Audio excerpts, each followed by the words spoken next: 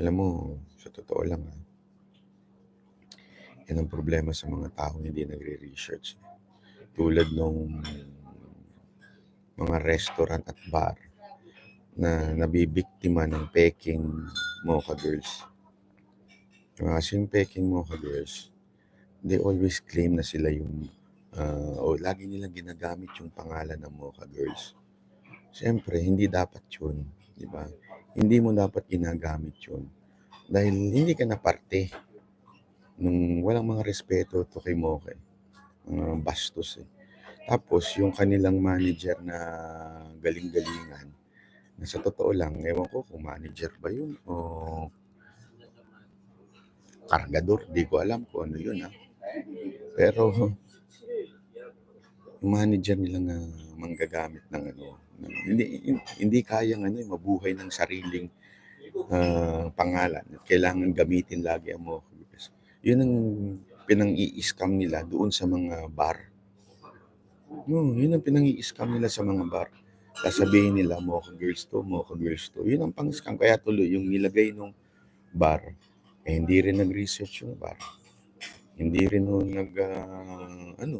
ginawa yung kanilang trabaho na alamin. May social media naman. Hindi ko maintindihan dito sa mga restaurant at mga bar na to. May social media naman, hindi nyo ginagawa yung inyong research para malaman talaga kung totoong mocha girls ba yung kinukuha nyo. Ano ba kayo? Libre naman mag-Facebook. Di ba? So, ano ibig ko sabihin? May mga ganyan kasi hindi marunong mag-research. Kaya kayo napapahamak kaysa na yung totoo ang nakukuha ninyo, yung peke. Diba? Peke. Alam naman natin pag peke, di ba?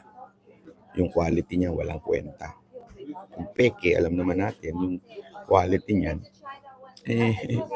pipitsugin, ika nga. Ganon din yung kay Binay. Kay Binay, dahil hindi ko siya nag-research, nagmukha ngayon siyang tanga. Diba? Nagmukha tuloy ho siyang tanga na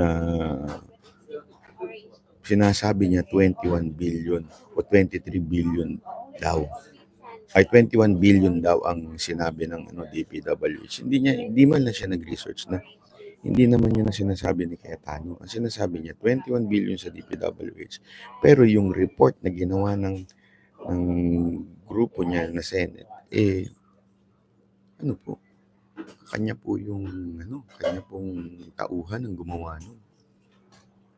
So talaga pagka tamad mag-research,